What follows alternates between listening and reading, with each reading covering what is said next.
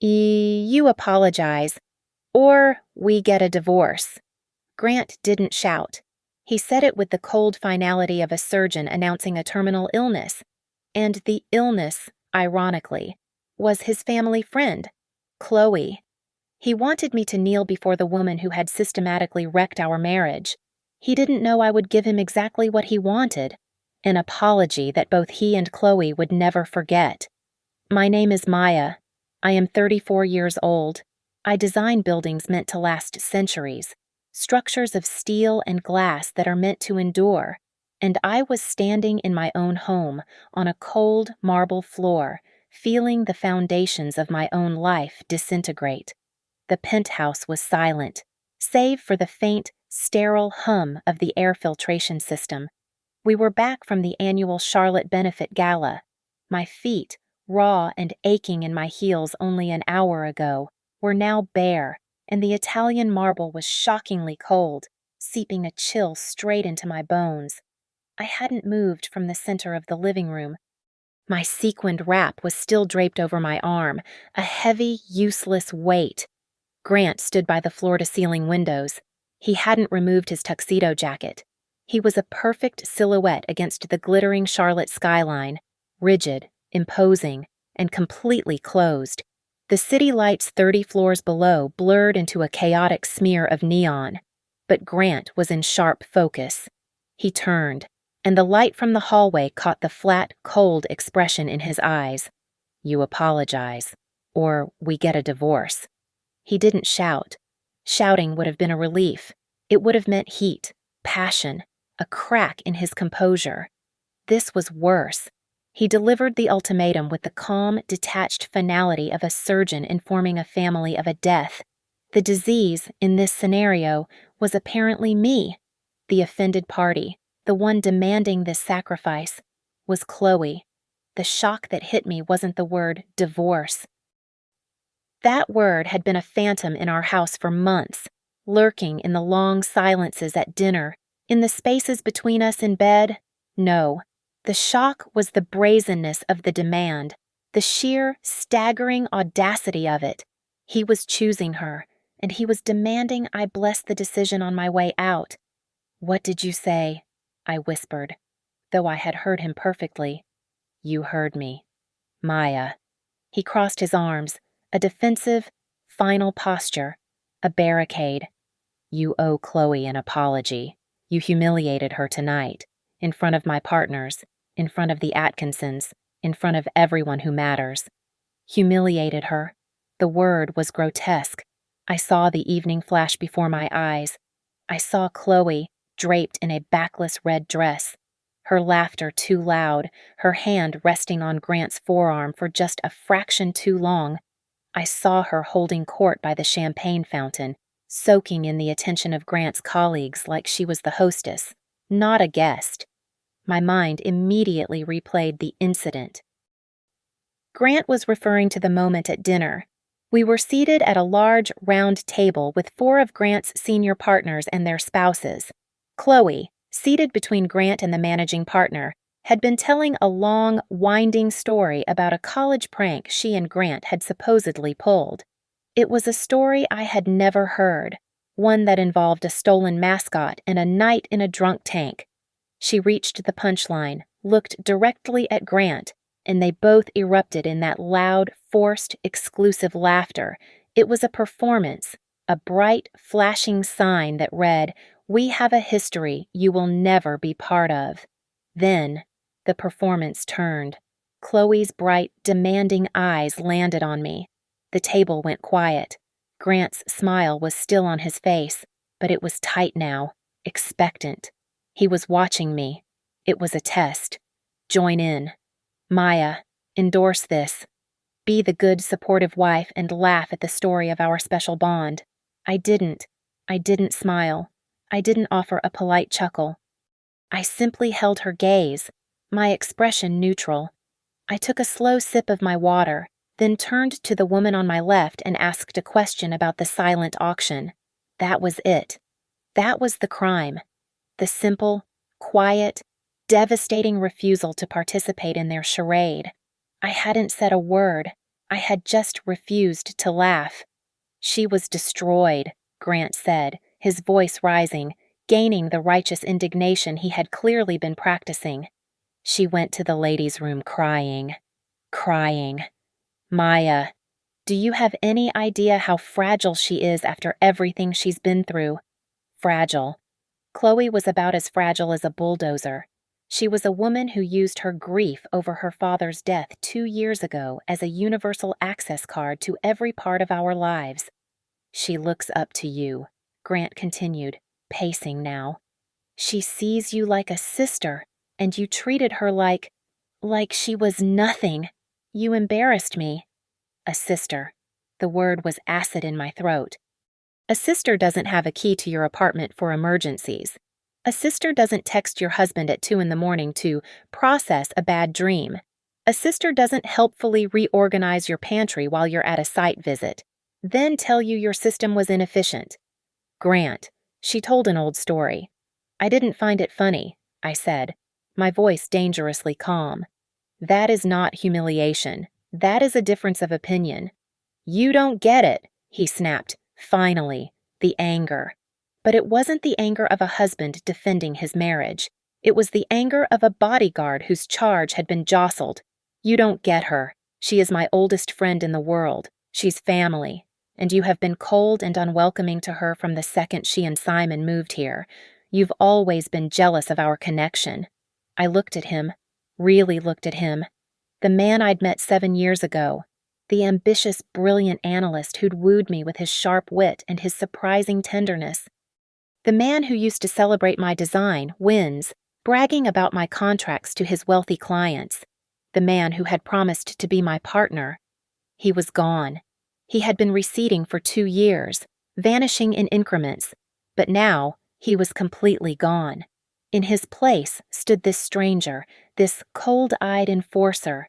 He was no longer my ally. He was Chloe's protector, and I, by default, was the enemy. The silence in the room was absolute.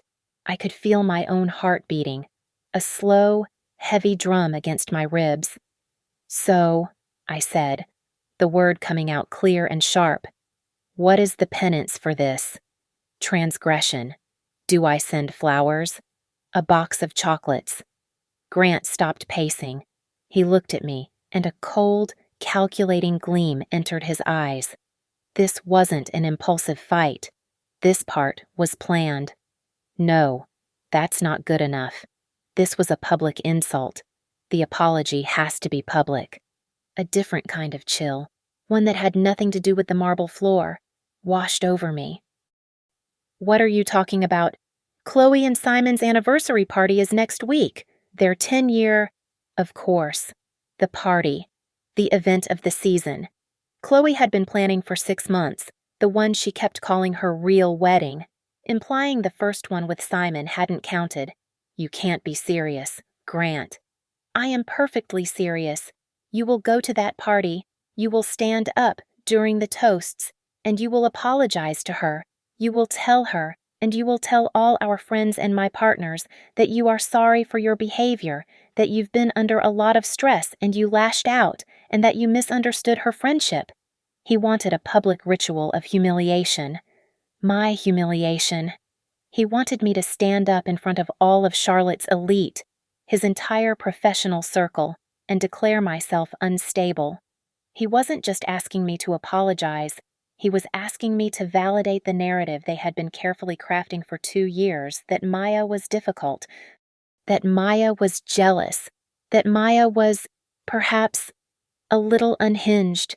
He was using the threat of our marriage not to save it, but to secure his bond with her. He was demanding I set myself on fire to keep them warm. I stared at him.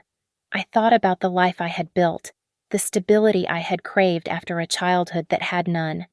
I thought about this apartment, this man, this life, all of it balanced on the edge of a knife, and Chloe was the one holding the handle. Grant watched me, his arms still crossed. He was so confident. He was leveraging my fear of failure, my deep-seated terror of instability, against me. He was expecting me to crumble. He was expecting tears, begging, a desperate promise to do better. But something else happened. A strange, glacial calm settled deep in my chest. It was the feeling I get just before a complex design problem clicks into place, the moment when all the chaotic lines and impossible angles suddenly resolve into a perfect, inevitable structure.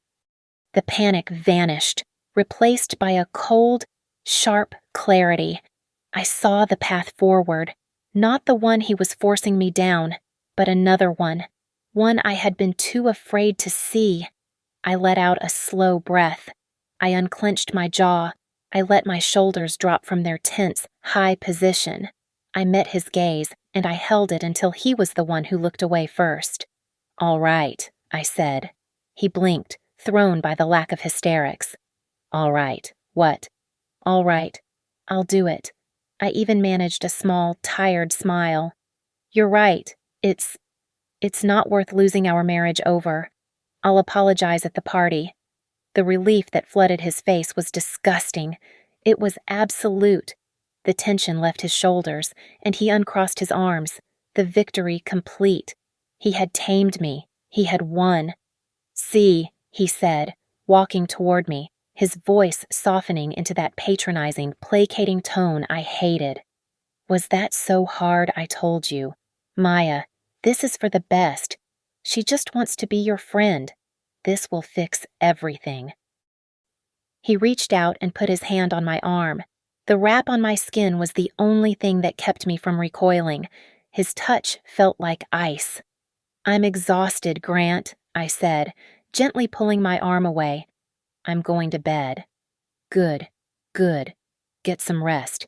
We'll be better in the morning. I'll let Chloe know you're going to make it right." I turned and walked away from him, down the long, gallery-white hallway toward our bedroom. I didn't turn on the lights. I walked into the darkness and stood at the window on the other side of the building, looking at a different view of the city. He thought he had won. He thought I was beaten. He thought I would trade my dignity for his comfort. He had no idea what he had just unleashed. He wanted me to stand up. He wanted me to make a toast.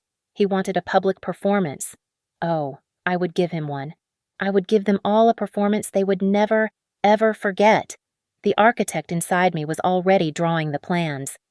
And this building was designed for demolition. I stood in the darkness of our bedroom for I don't know how long. An hour, maybe 2. The digital clock on my nightstand was turned away from me, a courtesy I'd insisted on years ago for better sleep. Now, I felt the irony of it. Sleep. I hadn't truly slept in months. My mind, sharp and cold with its new, terrible purpose, drifted backward, unspooling the last 7 years. It was a reflex, I suppose. When a structure is condemned, you instinctively review the original blueprints, searching for the first hairline fracture, the first faulty calculation that led to the collapse. We were, by all of Charlotte's metrics, perfect. The golden couple, Grant, the wunderkind partner at Stratus Wealth Partners, the firm that managed half the old money in the state, and me, Maya, the architect who was quietly building a reputation for clean lines and spaces that breathed. We were the couple featured in lifestyle magazines, smiling from the granite countertops of our first renovated loft, clinking glasses at charity functions. We were beautiful, successful, and deeply, enviably in love. Or so I had believed. I met him at a developer's luncheon. I was 27, just 2 years out of my master's program, and I was trying to convince a panel of 70-year-old men to invest in sustainable, high-density urban living. I was failing. They were nodding off over their lukewarm chicken.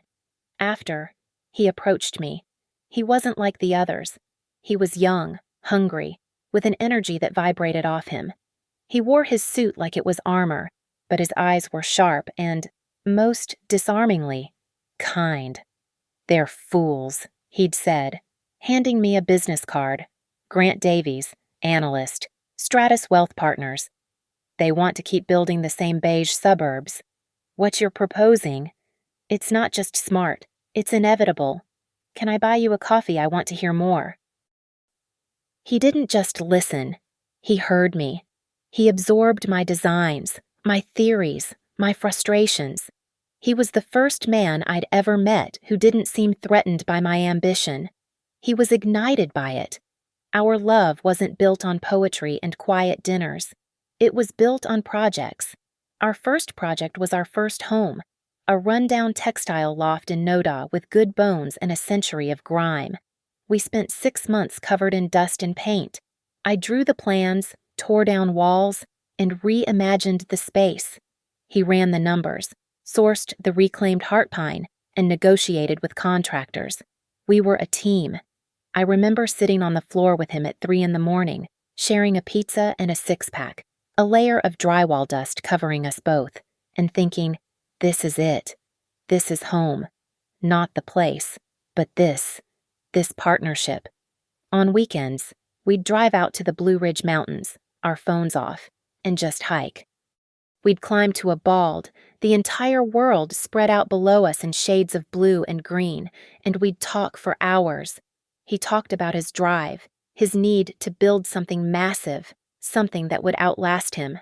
I talked about my childhood, the one I never discussed, the one that was a series of temporary apartments, of packed bags by the door, of a mother who was always chasing a new promise, leaving me to crave one thing: stability. Grant became my stability. He was my foundation. He was the concrete and steel I had never had. When I landed my first big commercial contract, a boutique hotel downtown, he was more excited than I was. He took me to dinner at the most expensive restaurant in the city, the kind of place I always found stuffy. But his pride was so genuine, so bright. It was infectious. I told my clients, he said, raising his glass. I told them, you think my portfolio is good? You should see what my wife is building. She's changing the skyline. He bragged about me. He saw my work, my passion, as an extension of our success, as something that added value to our unit. He was my anchor, my advocate, my greatest ally. I would have done anything for that man. I did do anything for him. I hosted the dinners.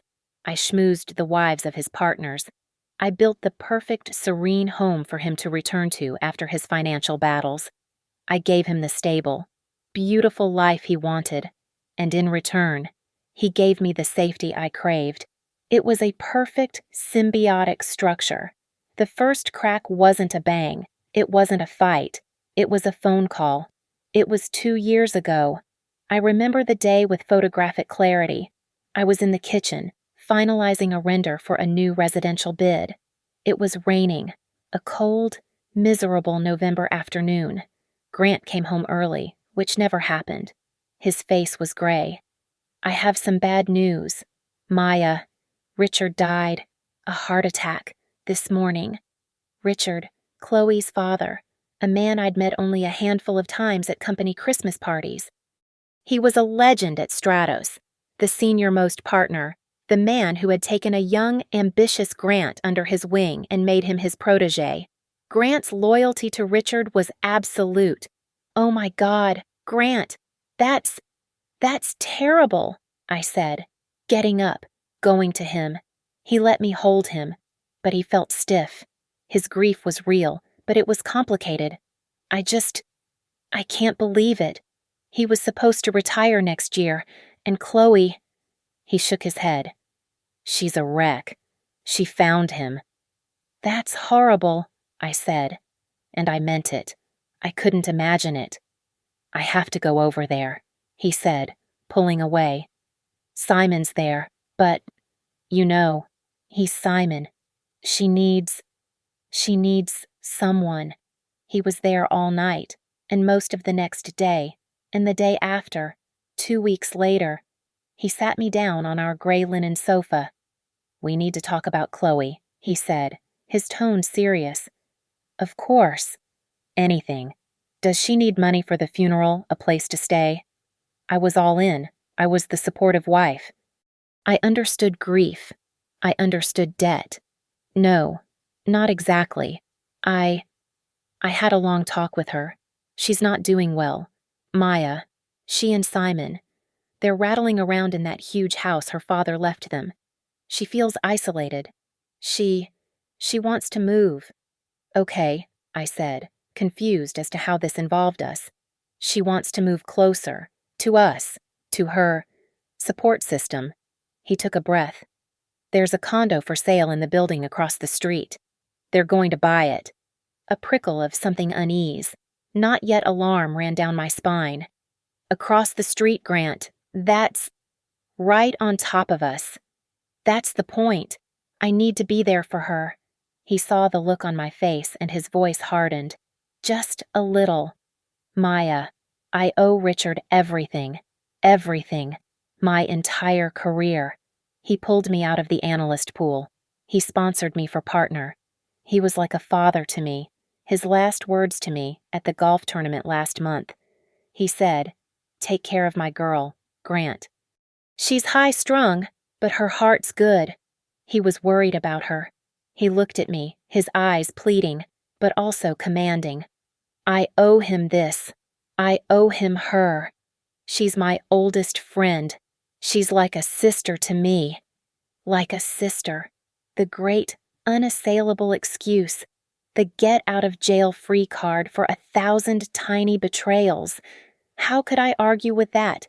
How could I, the stable, supportive wife, deny my husband the chance to repay the man who built his career?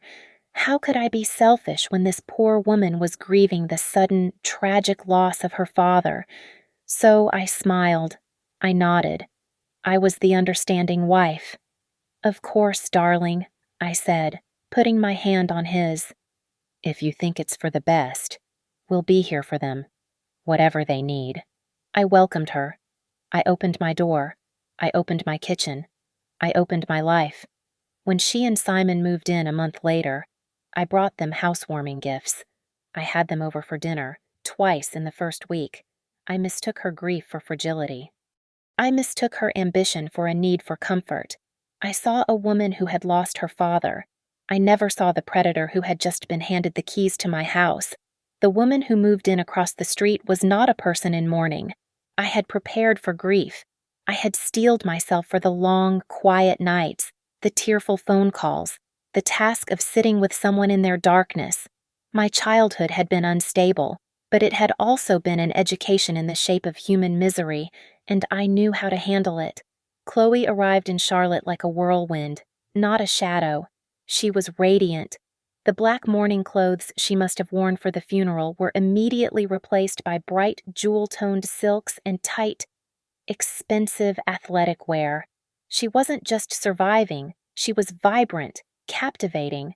She was a woman unleashed. Her possession of Grant was a masterpiece of subtlety, a slow, creeping invasion that began with the telephone. The calls started a week after she moved in. They always came late, after 10 p.m., when the day was done and the quiet of the night made everything feel more urgent, more intimate. "Oh, Maya, I'm so sorry to call this late." Her voice would be a breathy, fragile whisper. "Is Grant still awake? I just had a quick question about this.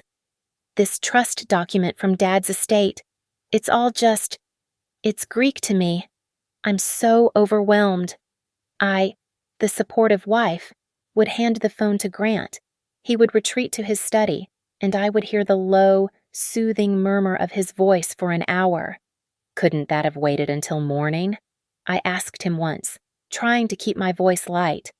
"And doesn't she have Simon right there with her?" Grant sighed, the sigh of a man burdened with noble obligations. "Simon's a research scientist. Maya, he works with beakers and microscopes. He doesn't understand this world. She's alone in this, and she's leaning on me. It's the least I can do for Richard." So the calls continued. They weren't just about the estate.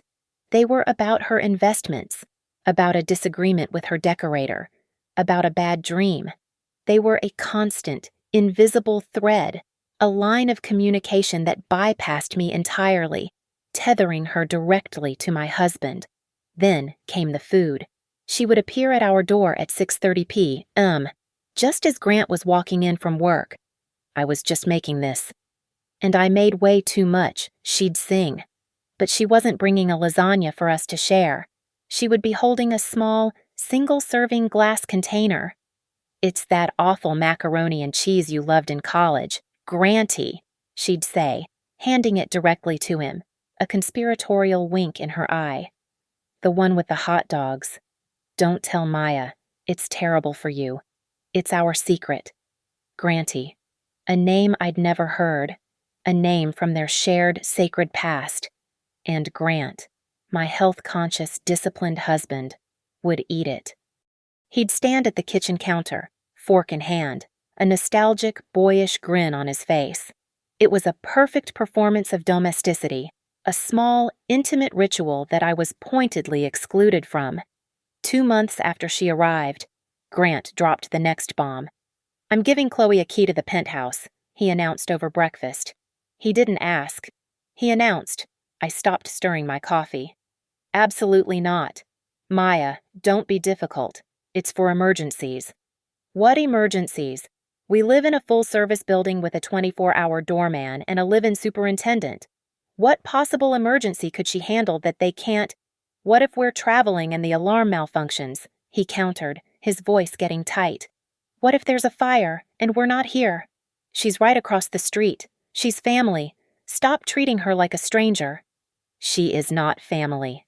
Grant, you have a family. It's me. The answer is no." A week later, I came home from a 3-day site visit in Asheville. I walked into the apartment, dragging my suitcase, exhausted and smelling of concrete dust. And Chloe was in my kitchen. She was wearing black yoga pants and one of Grant's old, faded Georgetown t-shirts. She had my entire spice rack, a custom-built walnut inset I had designed myself, emptied onto the marble island. She looked up, not with guilt, but with a bright, manic energy. "Maya, thank God I need your opinion. Alphabetical, or by culinary use I'm thinking alphabetical, it's just cleaner. Don't you think?"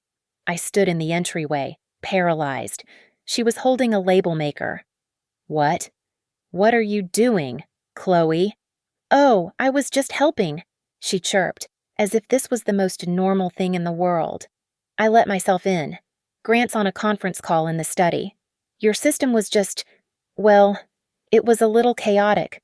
Sweetie, I couldn't find the cumin anywhere. I'm just making it more efficient for you. You'll thank me later." She turned back to the labels. She wasn't helping. She was asserting dominance. She was in my space, wearing my husband's clothes, labeling my possessions. She was rewriting my home, my life. One tiny, perfectly printed label at a time. This was the context in which we saw her husband, Simon. We'd have them over for dinner, usually at Chloe's relentless insistence. Simon was a tall, thin man with kind, exhausted eyes. He was, as Grant had said, a pharmaceutical researcher, and he seemed to move through the world with a permanent, apologetic slump. At our dinner table, he was a ghost. Chloe and Grant would dominate the entire evening, launching into loud, overlapping stories about their college days, their sacred pacts, their inside jokes. They were a deafening, impenetrable duet. Simon would sit there, nursing a single glass of wine, watching them. He didn't watch them with anger or even jealousy. He watched them with a bone-deep weariness, as if this was a play he had seen 1,000 times and already knew the ending. He would, invariably, try to talk to me. "The new hotel project looks fascinating. Maya, are you using a post-tensioned slab for the foundation?" He was smart. He was interested. And before I could answer, Chloe would always cut in. "Oh, Simon, don't be a bore. No one wants to talk about concrete. Grant, tell them about the time we—" He was a man completely marginalized in his own life, and he had simply accepted it. Looking at him made me profoundly, deeply uneasy. After the kitchen incident, I confronted Grant.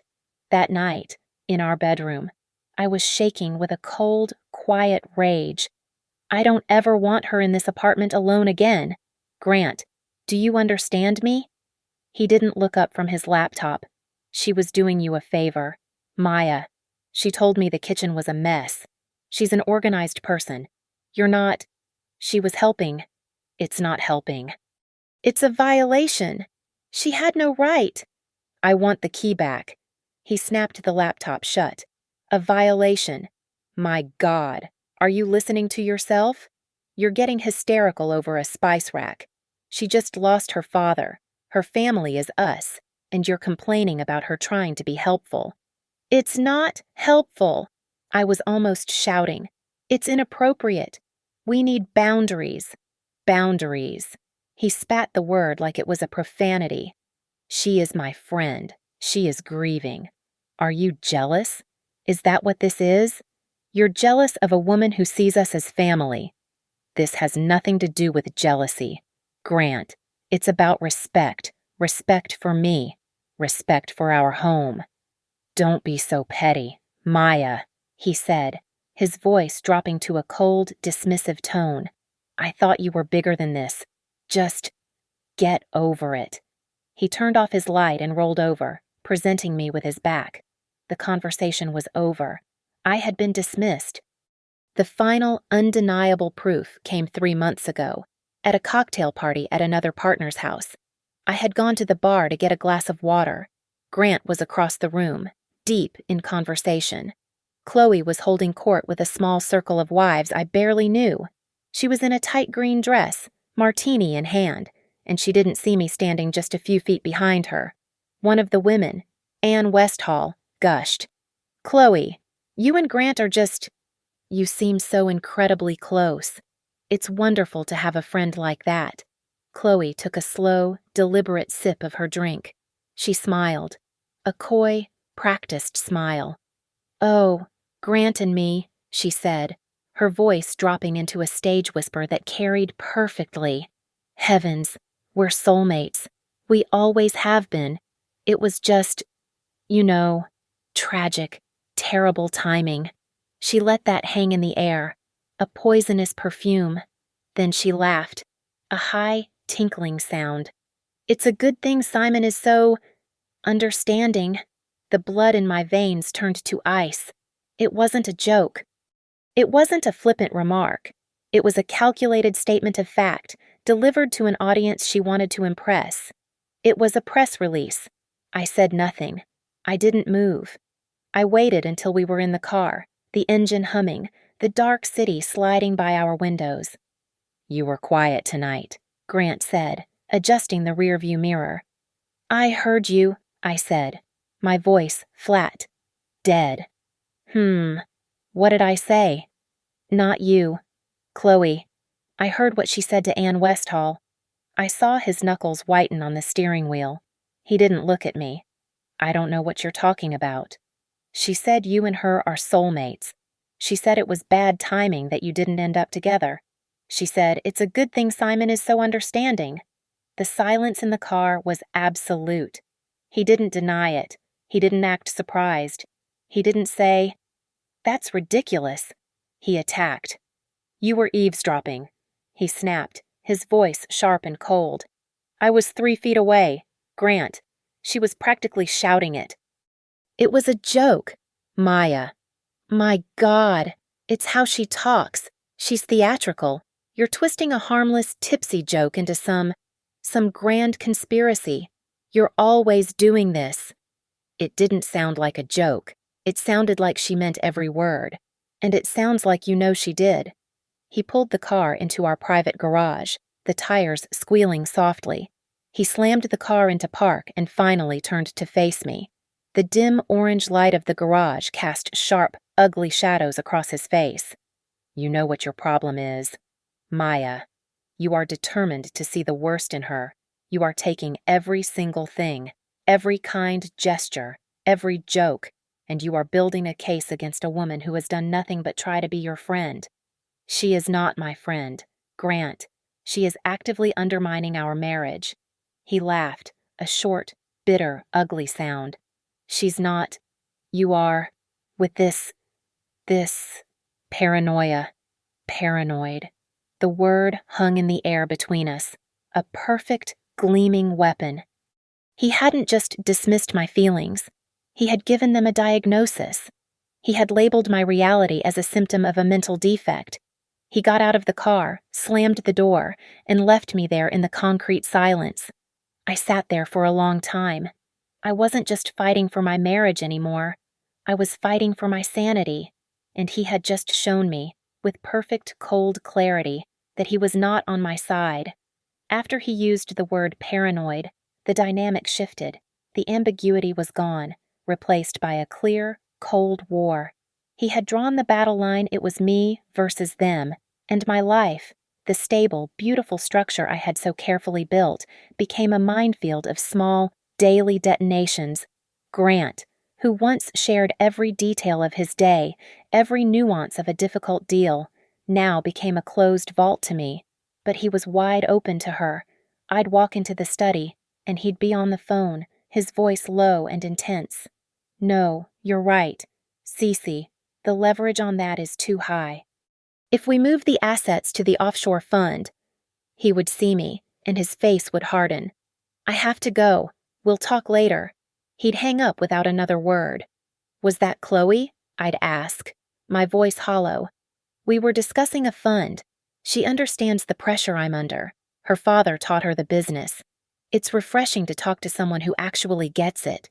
Unlike you, Maya." He didn't have to say it. It hung in the air, thick and toxic.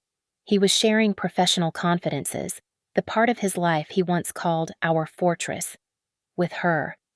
I, the architect who built that fortress, was now locked outside the gates. Our shared life, our rituals, were systematically dismantled. Date night became a cruel joke. "Are we still on for our reservation at Kindred on Friday?" I'd ask on a Tuesday. "Absolutely. Booked it a month ago," he'd say, not looking up from his phone. Then Friday would come. At 4 in the afternoon. I'd get the text. "Something's come up with Chloe. She's in a total tailspin. I have to go over there. Rain check." He wouldn't even specify the crisis. It was just Chloe. Chloe was a permanent, one-word emergency. Our plans, my time, my expectations, they were all disposable. They were secondary to whatever minor emotional ripple was passing through her. I began to feel invisible. I would walk into a room, and they, because they were always together, at our apartment, at hers, would continue their conversation as if I was a ghost, their shared laughter and rapid-fire references creating a wall of sound I couldn't penetrate. Then came my birthday, my 34th. I had been looking forward to it, a small island of hope. I'd told Grant for weeks. "I don't want a party. I just want you. Let's go to that little Italian place in Myers Park. Just us." "Done," he'd promised. Just us. The day arrived. I came home from work, my shoulders aching. I'd spent 10 hours at a contentious site meeting. I walked into the apartment, expecting, I don't know, flowers, a card. Him. The penthouse was empty. It was dark. 6:15 p.m. Our reservation was for 7:30. I called his phone. It went to voicemail. I called again. Voicemail. Panic, hot and familiar, began to rise in my throat. I tried to swallow it down. He's in a meeting. He's on his way. At 7:05, he finally called. "Maya, thank God. Listen, I'm so sorry. I'm over at Chloe's." The cold, flat disappointment that hit me was so profound it almost made me laugh. "Of course you are. What's the emergency this time? Is the building on fire?" "Don't be like that," he snapped, his voice impatient. "She's having a full-blown meltdown. We've been here for, God, 3 hours, I think. She can't decide on a paint color for her living room." I stood there, in my work clothes, in the dark. A paint color. He was missing my birthday dinner, a reservation he was supposed to make, for a paint color. The reservation. Grant. A long pause. A beat of complete, dead silence. "Ah, shit," he whispered. "Maya, I totally spaced it. With this paint crisis, I forgot to make the booking." He had not just forgotten the reservation. He had forgotten the entire day. He had forgotten me. "I have to go," I said. My voice was a monotone. I couldn't feel my own face. "She's in crisis." "Maya, wait." I hung up the phone. I didn't cry. I walked into our master bathroom with its book-matched marble and steam shower, and I looked at myself in the mirror. I looked gray. My eyes were dull. There were new, fine lines around my mouth from clenching my jaw. I looked like a preliminary sketch of a person, not a finished design. That was the night the sleep stopped. I would lie in bed, rigid, staring at the ceiling, my mind racing in a furious, useless loop. Every microaggression, every canceled plan, every shared laugh I wasn't part of, it was a high-speed reel of my own erasure. My work, my sanctuary, began to suffer. I would stare at blueprints, at complex structural diagrams, and the lines would blur. I couldn't focus. I missed a deadline for a bid. My partner, a kind, older man named David, pulled me aside. "Maya," he said gently, "you're not here. You've been someplace else for months. Is everything all right at home?" I burst into tears. Right there in the conference room. It wasn't a quiet cry. It was a desperate, ugly sob that came from my gut. And of course, I told Grant. That night, I told him, "I'm falling apart. My work is suffering. I'm not sleeping. I think what's happening with Chloe is breaking me." I was begging him to see me, to choose me, to throw me a lifeline. He sat on the edge of the bed, his expression not of concern, but of weary impatience. He listened, his jaw tight. When I was finished, he sighed. "Maya, I think you're right. You are falling apart, but it's not because of Chloe." He reached out and took my hand. His skin was smooth and dry. "I think you're under an incredible amount of stress from your job. I think you're projecting all of it onto her, because she's an easy target. She's new. You're imagining things. You're building this case in your head that just isn't real." He squeezed my hand. "I've been doing some research. There's a therapist in South Park, Dr. Allister. She specializes in anxiety and obsessive thinking. I think you should call her paranoid, obsessive, imagining things." He wasn't just dismissing my reality anymore. He was actively trying to pathologize it. He was building his own case, and the verdict was that I was insane. I think some part of me gave up then. I retreated. I became the ghost he thought I was. I floated through the penthouse. I went to work. I said nothing. I existed. And then, a flicker of light. A month ago, I got a call. It was the museum board. I had submitted a proposal, a long-shot, audacious design for their new contemporary wing. It was the project I had been dreaming of since graduate school. They were giving it to me. I won, against 2 national firms. It was my design, my vision. For the first time in 2 years, I felt alive. The gray fog lifted. I was Maya. I was an architect. I was good. That night, I told Grant. I was so excited. I was almost vibrating. They chose me. Grant. They chose my design. He was genuinely happy. I saw a flash of the old Grant, the man who used to be my biggest advocate. That's incredible. Maya, my wife, the starchitect. He kissed me, a real kiss. "We have to celebrate. We have to—" "I'll host a dinner," I said, energized. "Just a small one. David, my partner, and the 2 lead board members. Saturday, I'll cook." "It'll be perfect," he said, holding me. "It'll be just what we needed." The dinner was my chance to anchor myself back into my own life. I spent 2 days preparing. I designed the entire evening like it was a building, the lighting, the music, the food, the flow. It had to be perfect. On Saturday night, an hour before the guests were due to arrive, I was arranging flowers on the dining table. Grant walked in, dressed in a fresh suit.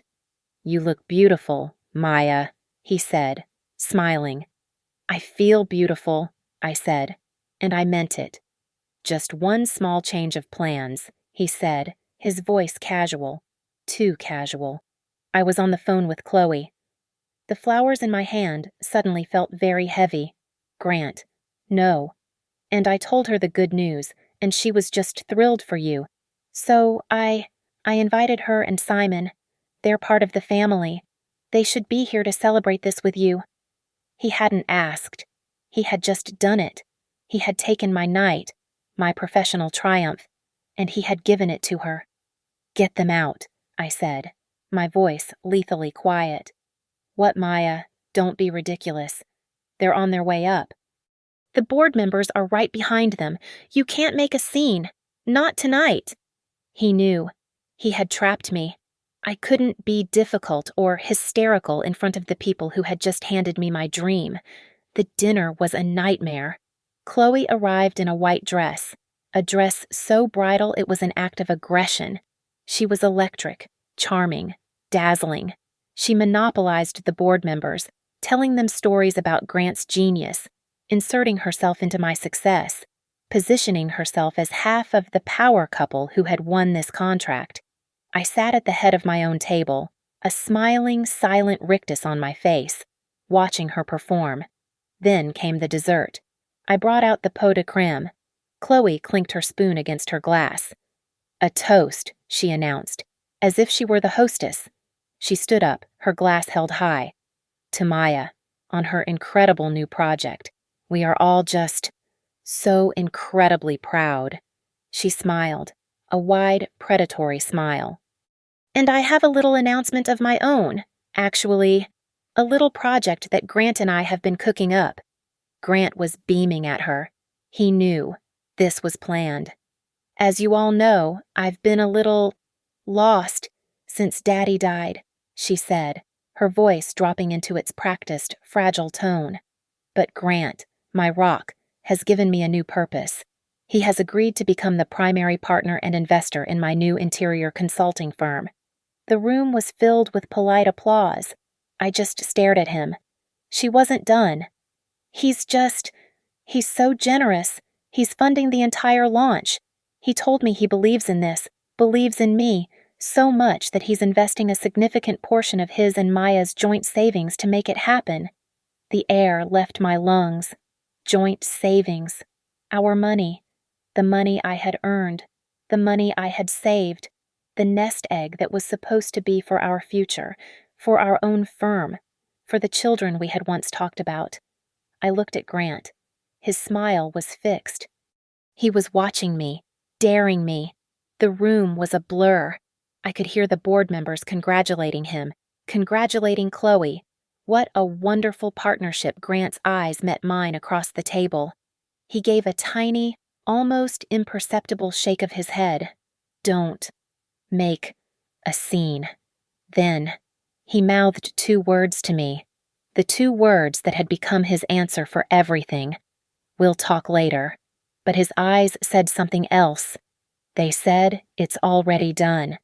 The dinner party ended in a blur of forced smiles and insincere congratulations. The board members, oblivious, praised Chloe's entrepreneurial spirit. David, my partner, gave me a look of deep, quiet concern, which was almost worse. As I cleared the dessert plates, Grant followed me into the kitchen, his face a mask of false solicitude. Maya, you handled that beautifully, he whispered, as if I were a child who had successfully navigated a tantrum. Did I said, my voice flat, stacking the porcelain with a steady hand. We'll talk about the investment tomorrow, he said, using the exact same tone. It's a brilliant move. Really. Her connections. It's a guaranteed return.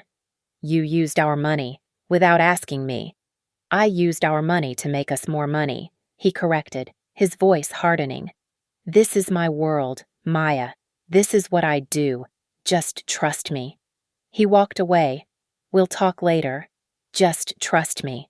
They were the twin phrases of his betrayal, the verbal pats on the head to keep me quiet while he dismantled our life. That night, lying rigid in the dark beside him, I knew trust was a luxury I could no longer afford. The paranoid woman he'd been trying to create. She was finally here, and she was going to get answers. I waited 2 days. 2 full days of polite Arctic silence. I went to my office. I moved lines on a screen. I drank coffee. I waited for him to go to his. On Wednesday morning, after he'd left kissing my cheek with dry, preoccupied lips, I went to our study. I sat at the custom-built desk I had designed, the one made of reclaimed walnut and brushed steel. I opened my laptop. I navigated to the Stratus Wealth Partners client portal. This was where our joint investment account lived, the big one, the one that held my signing bonuses, my inheritance from my grandmother, and the significant chunk of his own partnership buy-in. It was our future account, the one Grant managed because he was the expert. I typed in the password, Blue Ridge Hike 2017, the day we'd decided to get married, on that windy bald. A small red error message appeared, invalid username or password. I frowned. I typed it again, slowly. BLUERIDGEHIKE2017. Invalid username or password. A cold, metallic taste filled my mouth. I tried one more time. Your account has been locked for security reasons. I picked up my phone, my hand perfectly steady. I dialed his office line. Grant Davies' office. His assistant answered. Hi, Sarah, it's Maya. Is he available? Oh, hi Maya, he's just between meetings. Let me put you right through. He picked up, his voice smooth and professional. Hey, everything okay? I can't get into the joint account, I said, my voice a perfect replica of mild, wifely confusion. It says the password is wrong. Did you change it? A pause. It was not a surprised pause. It was the pause of an actor remembering his line. Oh, that! He gave a short, dismissive laugh. God, their IT is a nightmare. They're migrating servers. The whole system is glitchy. I've been on the phone with them all morning. It was such a good lie. So plausible. So immediate. So the password is changed. No, it's just a system error. Don't worry your head about it. I'll get it sorted out by this afternoon. I'll handle it. Maya. Don't worry your head about it.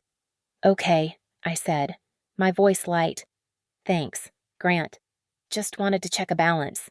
It's all good, he said, already sounding distracted. Listen, I've got to run. See you tonight. He hung up. I sat there, in the silent, sunlit room. He was lying. The ease of the lie was what was so terrifying. He had it ready, which meant he knew I would eventually call. He had changed the password, and he had a cover story prepared. The paranoia was no longer a sickness. It was a tool. I waited a week, a long, agonizing week where I smiled. I made dinner. I asked about his day. I played the part of the wife who had gotten over it. He was relieved. He was affectionate. He thought the crisis had passed, that I had accepted my new, diminished role. Then, the following Tuesday, I got my break. He was running late. Chloe had called him, a frantic, tearful call that I could hear through his closed study door. Something about a vendor for her new firm. He burst out of the study, grabbing his keys, his face tight with annoyance and concern. Cece, calm down. Just calm down. I'm leaving now. I'll be there in 10. He slammed the apartment door. I waited, my heart hammering. I counted to 60. I went to the front hall. There, on the antique mahogany bench where he always dropped it, was his work laptop bag. He had forgotten it. In his haste to play savior, he had forgotten the one thing he never, ever left behind. I stared at it. This was the line, the one I had, until now, respected. The line between wife and something else. I thought about joint savings. I thought about don't worry your head. I picked up the bag. It was heavy. I carried it back to the study. I set it on the desk and unzipped it. The sleek, silver Stratos Wealth Partners laptop was inside. I took it out. I opened it. The screen lit up. A login prompt. My fingers hovered over the keyboard. I knew his password. He'd set it years ago when we were still a team. Maya Design 01. The irony burned in my throat. I typed it in. Welcome. Grant Davies. His desktop appeared. It was clean, organized, sterile. I opened his web browser. The Stratus portal was in his bookmarks. I clicked it. I didn't try to log in. I clicked the link below the box. Forgot your password. A new screen. Please enter your username to receive a password reset link. I typed in his username. An email has been sent to your registered address. I minimized the browser. I opened his Outlook. The inbox was a flood of market reports and client updates. And there, near the top, was the email Stratos Wealth Portal Password Reset Request. I clicked it. I followed the link. I changed the password to something I would remember. My Money My Life 2024. I logged in. The portfolio summary page loaded. The pie charts, the graphs, the list of holdings. I stared, my blood running cold. It was empty. No, not empty. The total value was just over $7,000. Everything, all of it my inheritance, our savings. Hundreds and hundreds of thousands of dollars was gone. I clicked on the Activity tab. My eyes scanned the list of transactions, and I saw it. A single, massive withdrawal. A wire transfer for an amount that made me feel sick. Dated 3 weeks ago, 2 days after I had won the museum contract. The memo line was simple. Transfer to SWP Capital Fund 2. I didn't know what that was. A company fund. I searched his email. Nothing. I searched his local drive. I looked for folders marked financial, personal, taxes. Nothing. The man who was meticulous about digital records had scrubbed his entire machine. There was not a single personal financial document on it. Panic, cold and sharp, rose in my throat. He'd moved the money, and he'd covered his tracks. I went back to the laptop bag, my mind racing. Where would he keep the real records? He wouldn't trust the cloud, not for this. He'd want a hard copy, a physical one. The bag felt too heavy for just a laptop and its charger. I ran my hands along the inside lining. In the padded bottom, beneath a false flap held by Velcro, my fingers hit something hard and rectangular. I pulled it out. It was a slim, black, external hard drive. 2 terabytes. It had a single, pristine white label, printed from a label maker. Restructure project. It sounded so corporate, so boring, so Grant, but it was hidden. I plugged it into the USB port. A new drive icon appeared on his desktop. I double-clicked. It contained one single folder. It was locked with a password. The folder was named 5-Year Plan. My heart stopped. A 5-year plan. Not a work project. A life project. I sat back, my mind racing. The password. It had to be something meaningful, something secret. I typed in our anniversary. 052017. Access denied. I typed in his birthday. Access denied. I typed in Chloe. Access denied. I thought. My fingers poised. What did they share? What was the root of this Richard? Her father. The name of their shared childhood. The name she had shed when she married Simon. The name of the girl Grant had promised to protect. Her maiden name. I had heard it over and over at the funeral. I typed it in. COVINGTON. I hit enter. The folder opened. It wasn't just a few files. It was a digital tomb. Hundreds of files, nested in meticulously organized subfolders, spreadsheets, scanned bank statements from banks I'd never heard of, saved email chains, dozens of audio files. I clicked on the first folder. Financials. I opened the first file. Asset Allocation V5. Final. XLSX. A spreadsheet loaded. It was a detailed, multi-tabbed ledger.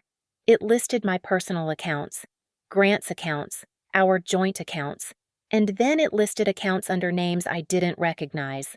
A trust in the Cayman Islands, a holding company in Delaware, and in a column marked Transfer Schedule, It detailed, to the penny, the systematic draining of my assets and Simon's into theirs.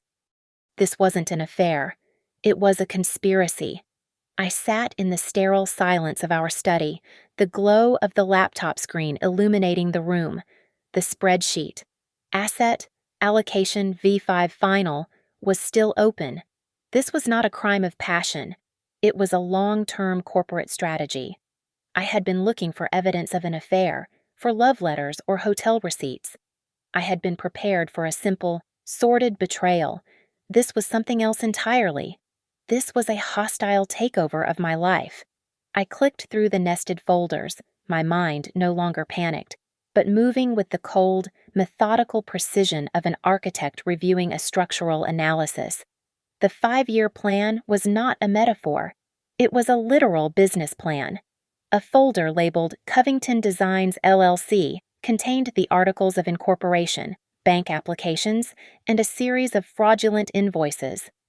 Invoices for consulting services, project management, and market research, all billed to shell accounts that I now saw, from the spreadsheet, were funded by my joint account and, in parallel, a separate account I recognized as belonging to Simon. The interior design firm was a washing machine. It was the legal entity they were using to scrub our money clean before moving it to the final destination, a blind trust in the Cayman Islands. The real truth, the why, was in a folder labeled Estate. It contained a long email chain that began 48 hours after Richard Covington's funeral, 2 years ago. The subject line was simply the will.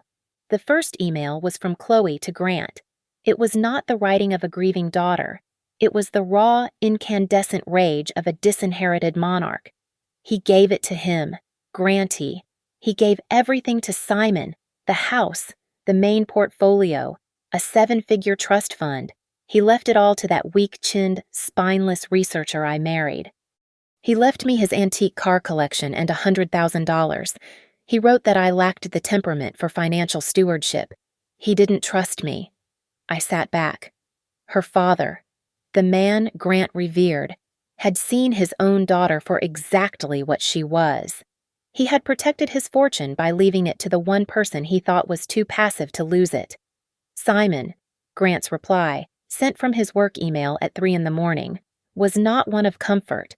It was one of strategy. Cece, calm down. This is a technicality. He was an old man. He thought he was protecting the money for you. We always knew Simon was a placeholder. This doesn't change anything. It just moves up the timeline. We'll get it back. We will get all of it back. This was not my husband being manipulated. This was a consensus. This was a partnership that predated my own. Grant wasn't her protector. He was her co-conspirator. Her grief was a tool, and her father's death was the starting pistol. I found the plan itself, a simple text file named theplanv3.txt. It was laid out in 4 distinct phases. Phase 1, consolidation. Simon. Chloe was to use her grief and financial incompetence to gain Simon's power of attorney over the estate. She would slowly, methodically, transfer assets from his portfolio to their new LLC. Phase 2, consolidation Maya. Grant would leverage his position as my husband and financial manager to do the same to me. The spreadsheet showed this phase had been accelerated 3 weeks ago, the day after I won the museum contract. My sudden influx of future high-value commissions had made me a priority target. Phase 3, narrative deployment. This was the longest, most detailed section. It was a psychological blueprint, the goal to establish, over a period of 18 to 24 months, that both Maya and Simon were mentally unstable. They had key words. For me, paranoid, jealous, hysterical, obsessive. For Simon, depressed, withdrawn, ineffectual. They were building a case, not just for their friends, but for a court. They were preparing for a contested divorce, and they planned to win, decisively. And then I found the folder that made my stomach clench. Recordings. It was filled with dozens of audio files. Kitchen incident Sept 14. Birthday call Oct 22. Car argument. Soulmate. My hand was shaking. I clicked on Kitchen Incident Sept 14, the argument about the spice rack. It wasn't the argument I remembered. My voice, calm and measured at the beginning. This is a violation. Chloe, this is my home. It wasn't there. The file started halfway through. It started with Grant's calm, goading voice. You're getting hysterical over a spice rack. Then, my voice, finally raised, desperate. I am not hysterical. You are twisting my words. Stop acting like I'm crazy. I clicked the next file. Car, argument, soulmate. Again, my initial quiet statement was gone. The recording started with Grant's cold, sharp question. You were eavesdropping. And then me, she is actively undermining our marriage. And his reply, the perfect, damning diagnosis with this paranoia. He had been recording me for a year. He had been provoking me, pushing me, waiting for me to crack, and then editing out his own provocation, saving only my frayed, desperate reactions. He was building a file to prove I was insane. I saw an email chain, Gala Strategy, dated the week before the benefit. Chloe wrote, "The soulmate joke at the party didn't get the reaction we wanted. She's too controlled. We need something public to justify the instability narrative." Grant's reply, "The annual benefit is next week. My partners will be there. You tell the private joke at the table. I'll demand she laugh. She'll freeze. She'll look cold, jealous. It will be public. I'll use that. I'll give her the ultimatum when we get home. If she snaps, I have my leverage. If she stays silent, she looks cold. We win either way." The fight in our living room. The apologize or we divorce ultimatum. It was scripted. It was a performance. They had written the scene, built the set, and forced me onto the stage. Phase 4 was simple exit. Once the assets were secured offshore and the narratives of the unstable spouses were set, they would file for divorce simultaneously. They would leave, together, with everything. I thought I had seen the bottom. I thought I understood the depth of the betrayal. But there was one last file in the root directory. A single PDF, not hidden in a folder. MC Biz Policy, PDF. I opened it. It was an official, legitimate-looking document from a major insurance carrier. It was a key man insurance policy. It was a life insurance policy, taken out 3 months ago, under the umbrella of Covington Designs, LLC. It was a policy on me, Maya Davies, the critical design partner. My heart, which had been beating a slow, cold rhythm, stopped. The policy was for $2 million. I scrolled down to the beneficiary page. The primary beneficiary was not my husband, Grant Davies. It was the managing partner of the LLC, Chloe Covington. I scrolled to the final page. Page 12. The signature line. There was my signature, except it wasn't. It was a high-resolution, perfect digital scan. I recognized it. It was the signature from our mortgage application, the one we'd signed with such hope 7 years ago. He had copied it. He had pasted it. He had forged my name on a document that made me worth $2 million to them. This was the contingency plan. Divorce was the clean path. But if I fought back, if I hired a forensic accountant, if I became unstable in a way they couldn't control, they had this. The 5-year plan wasn't just about theft. It was about my total elimination. I didn't move for 10 minutes. I just sat in the study, breathing in the smell of the walnut desk and the cold, metallic scent of the hard drive. The $2 million insurance policy. That was the period at the end of the sentence. My shock didn't last. It calcified, hardening into a resolve so pure and so cold it was almost peaceful. The architect in my mind, the one who had been sketching demolition plans, now had the full, detailed structural report. I knew every load-bearing wall, every weak joint, every rotten foundation. I took the hard drive. I took 3 new, unopened USB sticks from my desk drawer. I copied the entire drive. Everything. The 5-year plan folder, the spreadsheets, the audio files, the forged insurance policy. I made 3 identical copies. One I put in my gym bag. One I taped under the false bottom of my jewelry box. The third I put in a pre-addressed, prepaid FedEx envelope. It was addressed to Evelyn Reed, the toughest forensic accountant and divorce attorney in the state, a woman I'd met at a Women in Design luncheon 2 years prior. I had kept her card. I put Grant's laptop back in his bag, exactly as I had found it. I put the bag back on the mahogany bench. I cleaned the study until it was pristine, erasing every trace of my discovery. When I heard his key in the door an hour later, I was in the kitchen, pulling a chicken from the oven. The aroma of rosemary and garlic filled the air. "You're still here," he called out, his voice heavy with exhaustion from his crisis. I looked up, and I gave him the first performance of my new life. I let my shoulders slump. I made my eyes look tired, red-rimmed, and defeated. I had nowhere to go," I whispered.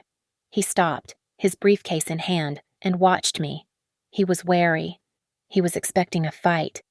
"Grant," I said, my voice cracking just a little. I can't do this. I can't lose you." I let a single tear slide down my cheek. I had been trying so hard to be right. I hadn't realized I was destroying everything. "I'm sorry," I choked out. "You're right. I've been so jealous, so difficult. I see it now. After the gala, I heard what you said, and I don't want a divorce." I watched his face. It was a slow, cautious sunrise. The tension in his jaw eased. The suspicion in his eyes softened, replaced by something else relief. And then, unmistakable and sickening, pride. He had broken me. He had won. "Maya," he said, his voice dropping into that deep, gentle, patronizing tone. He walked over and put his hands on my shoulders. "Oh, baby, it's okay. It's okay. I didn't want this either. I needed you to see." "I see," I said, leaning my forehead against his chest, smelling the faint, expensive cologne on his suit. I'll apologize to Chloe. I'll do it. Whatever you want." He hugged me, a tight, proprietary hug of ownership. "That's my girl," he murmured into my hair. "That's my Maya. See, everything is going to be fine. We're going to be fine." The next few days were a grotesque parody of a reconciliation. Grant was attentive. He was kind. He brought home flowers, peonies, my favorite, a gesture that now felt like a bribe. He was radiating satisfaction, convinced that his ultimatum had worked, that the paranoid wife had been successfully reprogrammed. He had no idea that I'd mailed the FedEx envelope that morning. He had no idea that Evelyn Reed's retainer, paid from my personal business account, had already cleared. 3 days before the anniversary party, Grant sat me down at the breakfast bar. He had a piece of paper in his hand. He looked serious, but kind, like a father about to give gentle correction. "Now," he said, sliding a vanilla latte toward me. "About the apology. I want it to be perfect, for your sake, and for Chloe's. I want this whole ugly chapter to be over."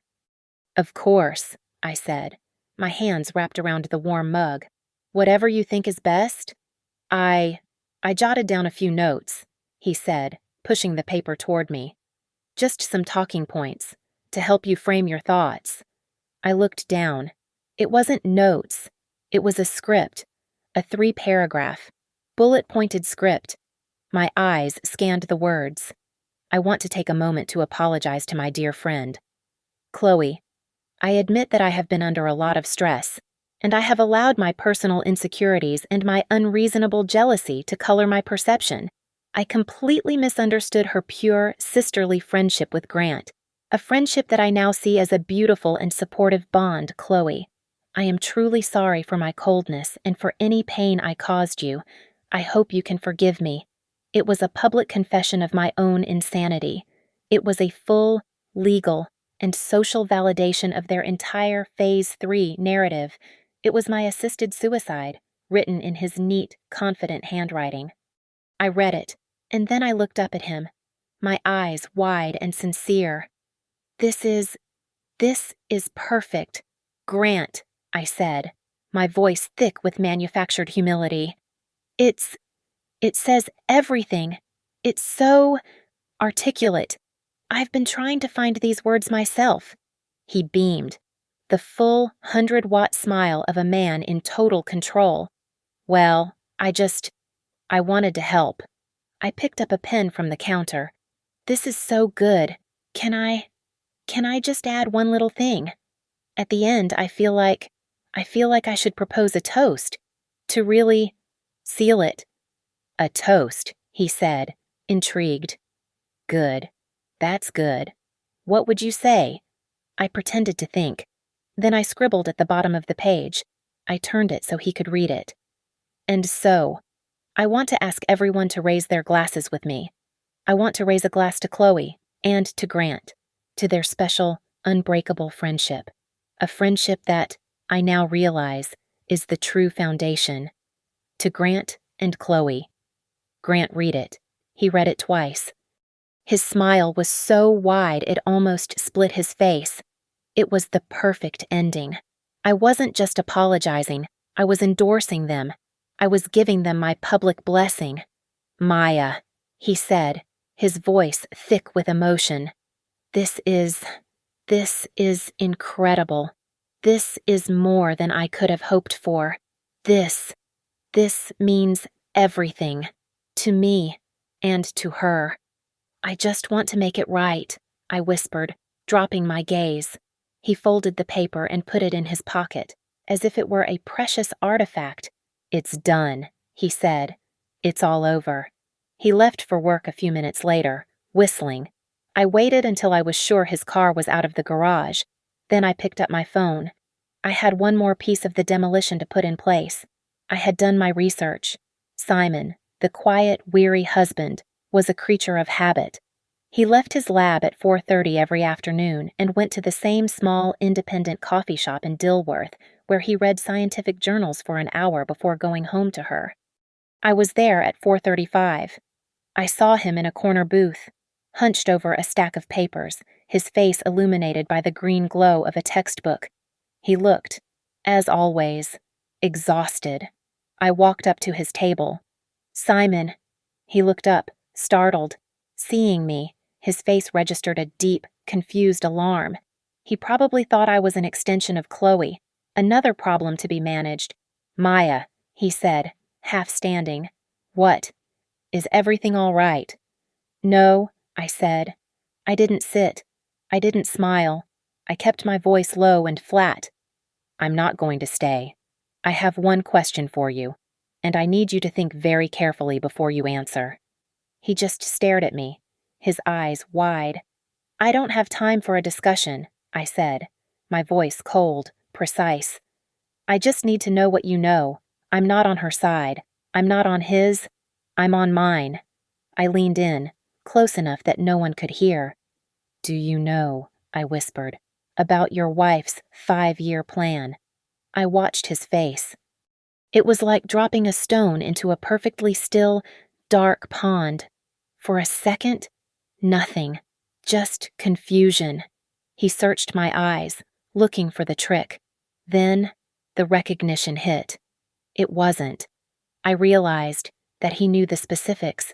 It was that the name itself, the cold, corporate, psychopathic name, was so perfectly her that it resonated with 1,000 other tiny, unnamed suspicions he had lived with for years. His face didn't just fall. It collapsed. The color drained from his cheeks.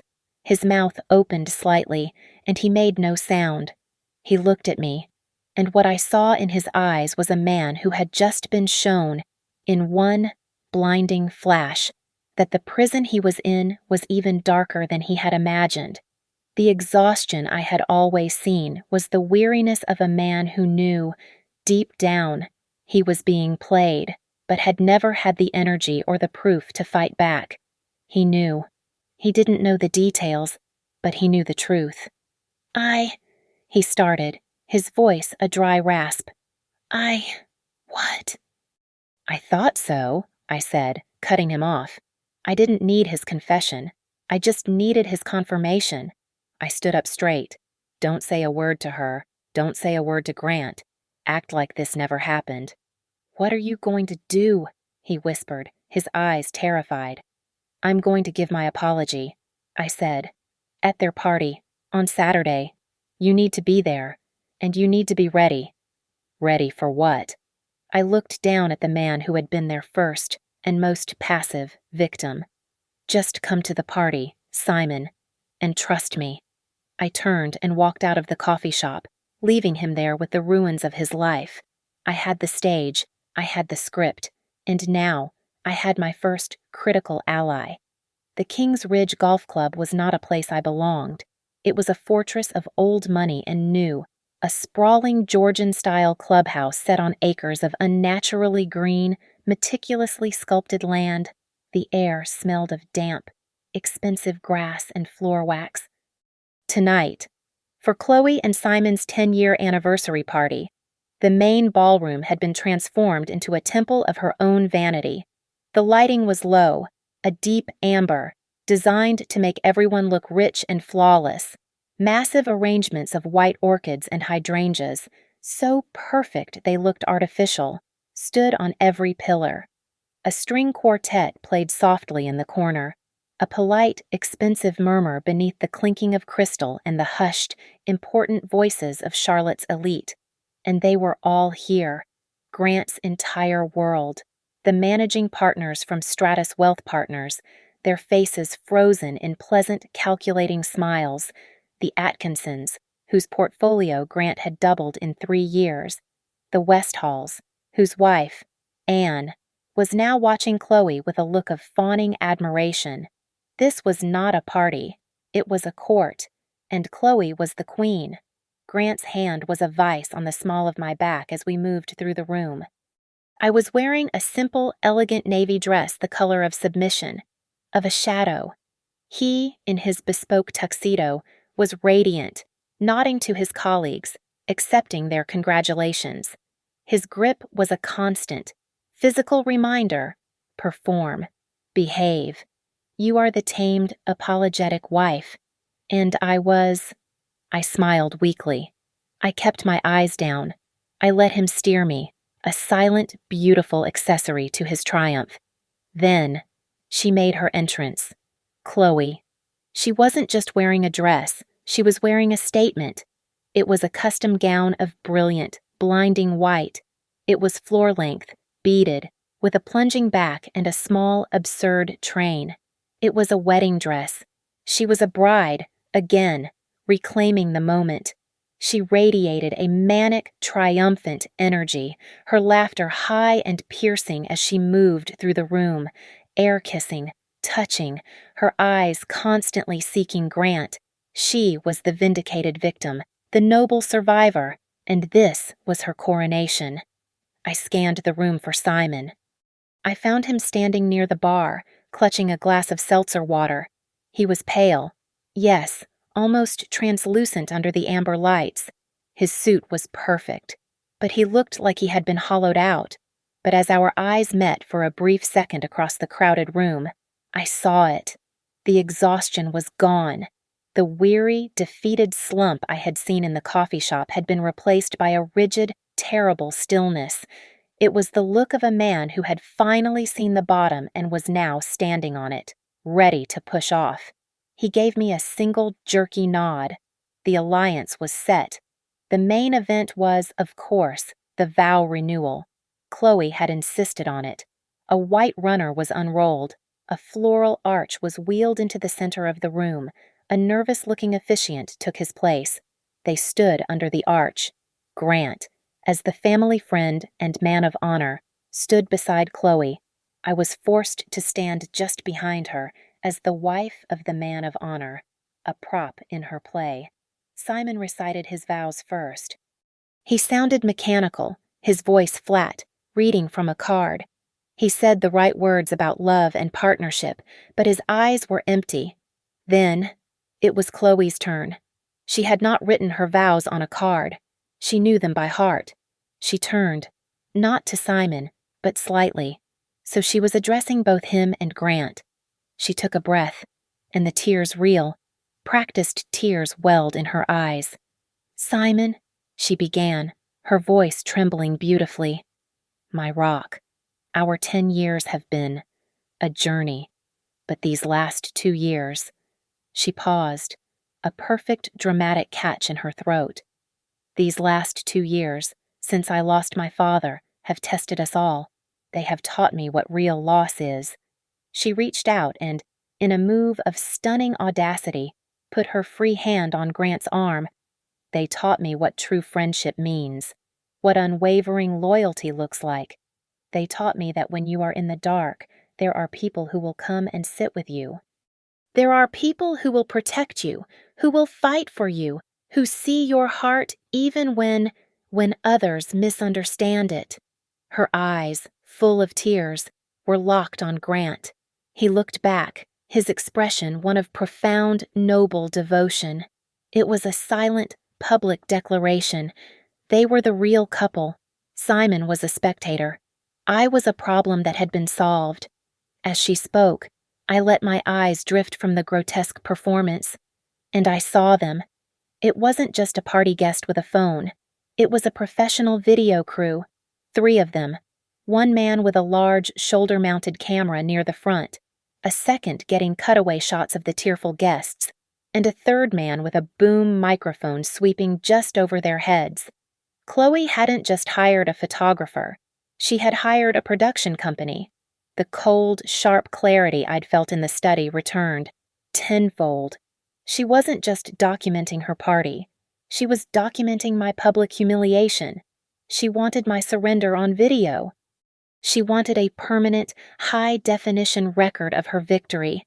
The vows ended. People dabbed their eyes. Champagne was poured by servers in white gloves. The string quartet fell silent. It was time for the toasts. My heart was a cold, heavy stone in my chest. I felt the small, folded script Grant had given me in my clutch. My apology. The best man, a nervous cousin of Simon's, got up and gave a short, forgettable toast. Then, before the officiant could introduce the next speaker, Grant let go of my waist. He straightened his jacket, he kissed Chloe on the cheek, and he walked onto the stage and took the microphone from the stand. A ripple of anticipation went through the room. This was it, the real main event. "Good evening, everyone." Grant's voice boomed, smooth and confident. "Thank you all for being here to celebrate 10 incredible years of Chloe and Simon." He smiled, a wide, magnanimous, political smile. "We're here to celebrate love.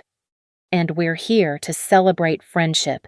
And in that spirit," he continued, his voice taking on a more serious, intimate tone, "in the spirit of honesty and clearing the air, there's something that needs to be said." The room became utterly still. You could not hear a fork touch a plate. Grant turned his head, and his eyes found me in the crowd. The spotlight that had been on the stage suddenly swung, finding me, pinning me in its bright, white glare. "My wife, Maya," he said, his voice full of a false, terrible gentleness.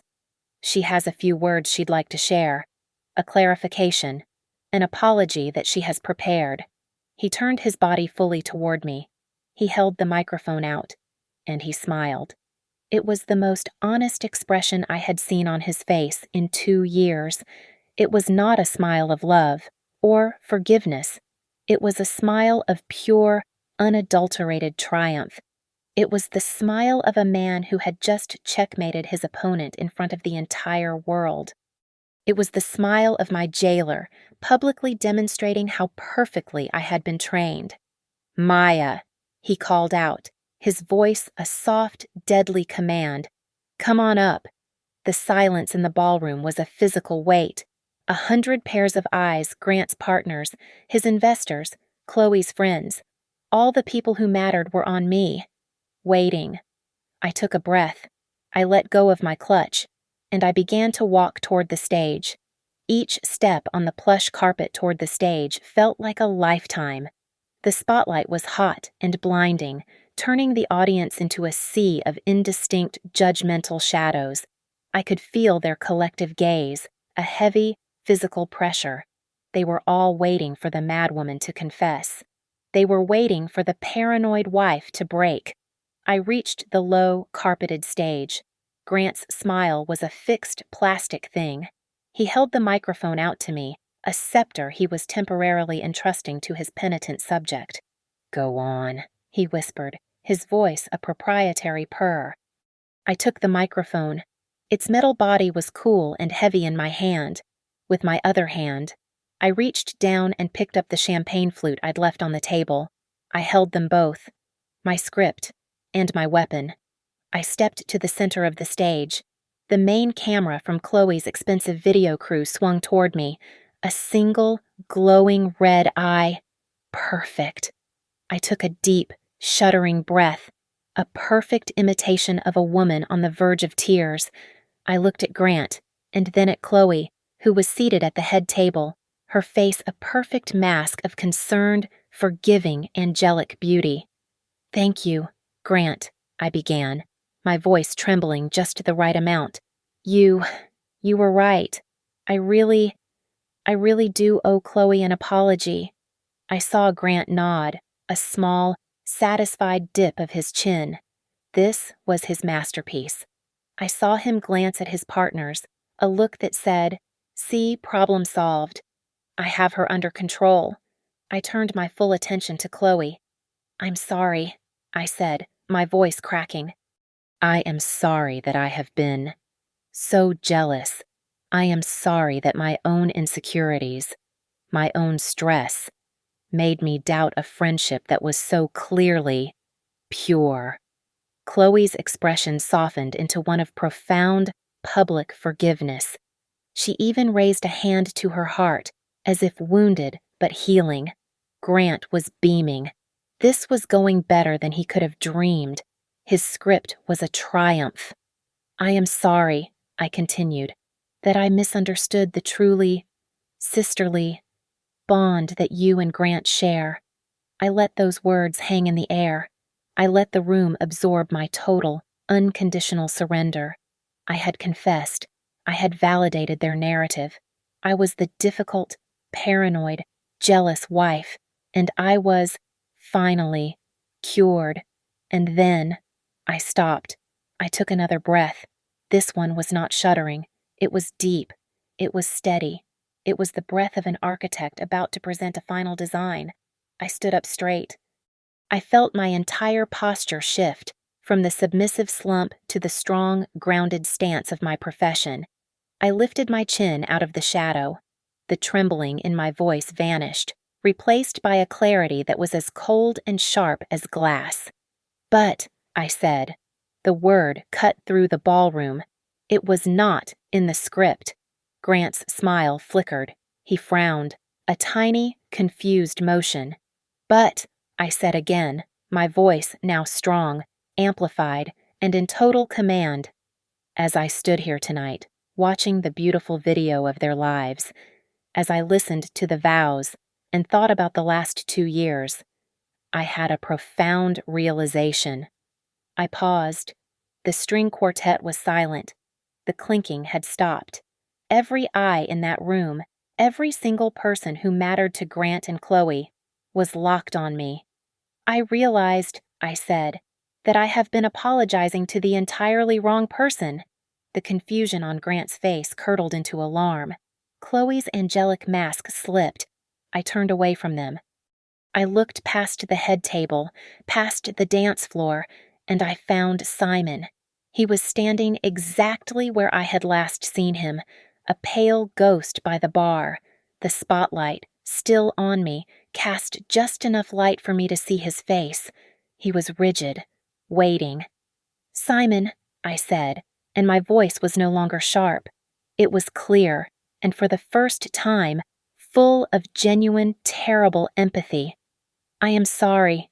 You are the one who deserves the apology."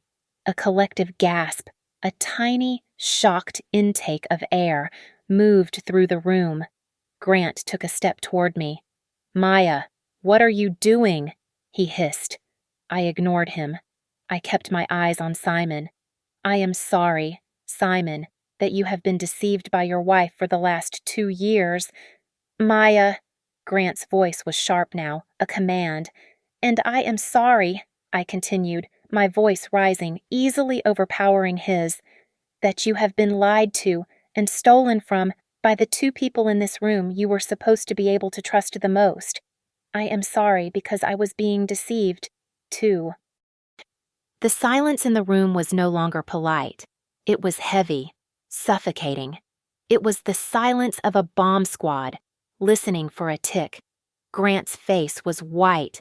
The smug satisfaction was gone, replaced by a cold, dawning horror. Chloe had half risen from her chair, her face a mask of disbelief. What is she? Grant, what is she doing? Make her stop. Make me stop. I laughed into the microphone, a short, bitter, humorless sound.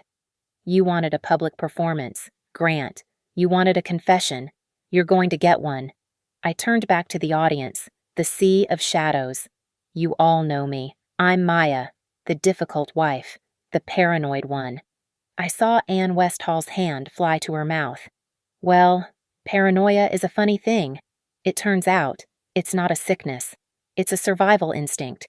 And it made me very, very curious. Maya, get off the stage, Grant commanded, moving toward me. No, I said, holding up a hand. I'm not done.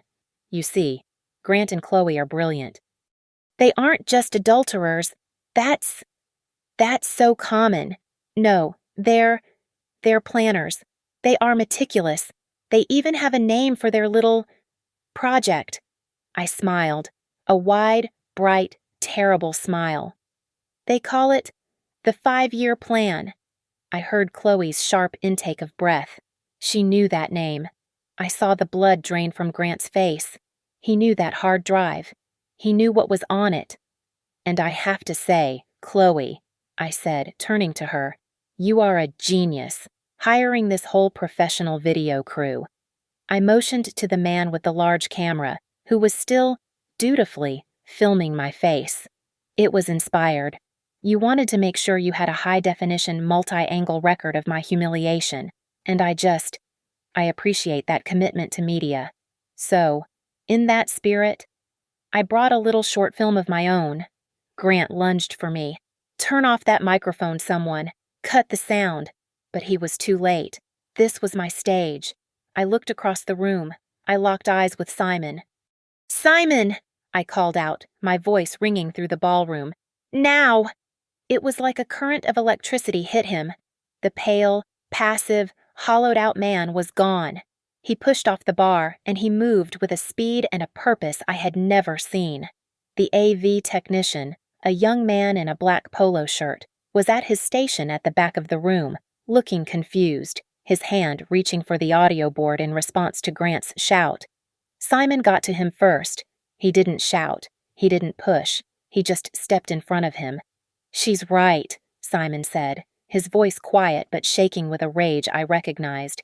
I'm the other client. She hired you for the party. I'm hiring you for this. He pulled the USB stick, my USB stick, copy number 1, from his jacket pocket. Take the feed from this, he commanded. Now, put it on the main screen. The tech looked from Simon to the stage, to the furious approaching form of Grant, who was now shouldering his way through the stunned crowd. Do it, Simon said. The tech, caught between the 2 men, made his choice. He took the USB. He plugged it into the port on his laptop. I stood on the stage, the spotlight still on me. Grant was halfway across the dance floor. Chloe was screaming. No, turn it off. I held my champagne flute high in the air, and behind Chloe and Simon, the massive 12-foot projector screen that had, moments before, been showing a romantic, softly lit photo of the happy couple. It flickered. It went to black. And then, a new image appeared. The image that appeared on the 12-foot screen was not a photograph. It was a document. It was the Asset Allocation V5 final spreadsheet. The projector was high definition. The names and numbers were crystal clear. glowing 10 feet high above Chloe's floral arch. As an architect, my voice, amplified and serene, filled the dead silence. I have to admire a well-laid plan, and this, ladies and gentlemen, is a masterpiece. The room was frozen. This was not a joke. This was data.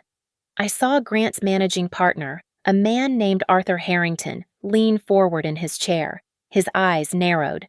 He could read the name of the offshore entity, Covington Davies Cayman Trust. He could see the transfer amounts.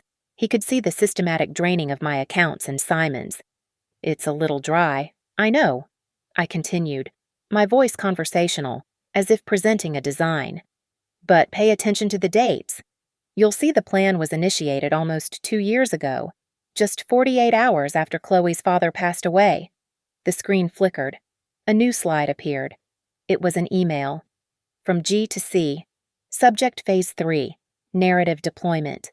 They are meticulous, I said, providing the narration. They knew that stealing our money wasn't enough. They had to control the story. They had to make sure no one would believe us when we fought back. The projector, at my command, zoomed in on a line of text, blowing it up so large a child could read it from the back of the room. Must continue to establish the instability narrative. Make Maya look paranoid at all costs. A wave of low, shocked murmurs swept the room. Anne Westhall, the woman who had heard the soulmate joke, looked like she was going to faint. The slide changed. A different email. Simon is too passive to notice. He's too stupid to ever check the accounts. He's a placeholder. We drain him first. They call this, I said, my voice dropping, the restructure project.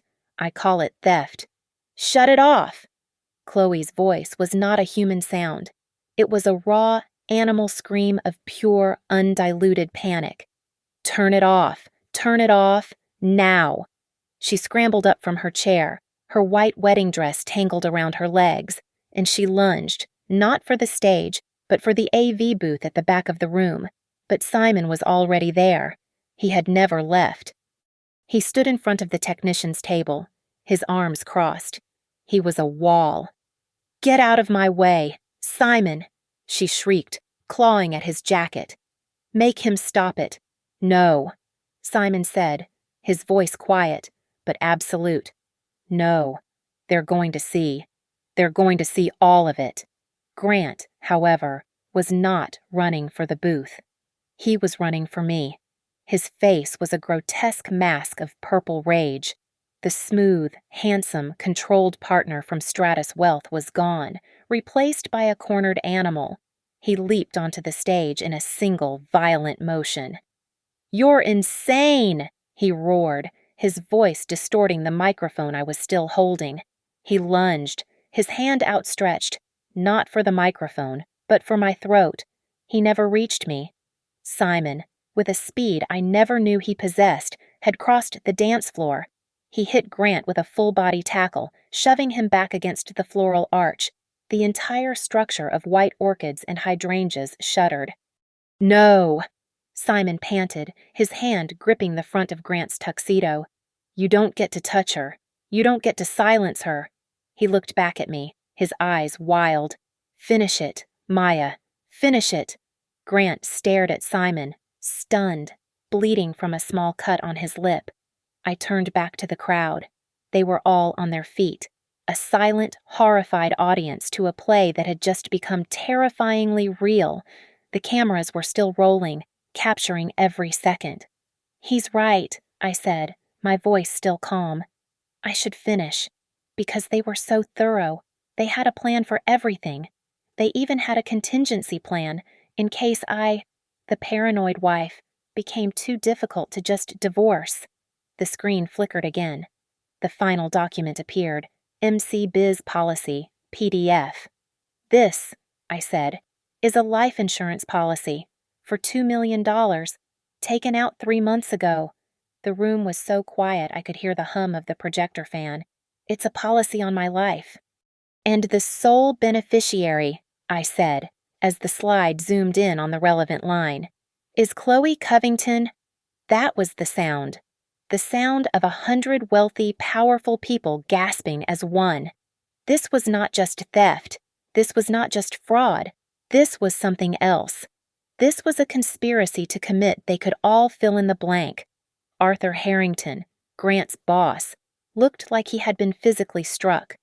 The only problem, I said, as the screen zoomed in one last, final time on the signature at the bottom of the page, is that isn't my signature, it's a forgery.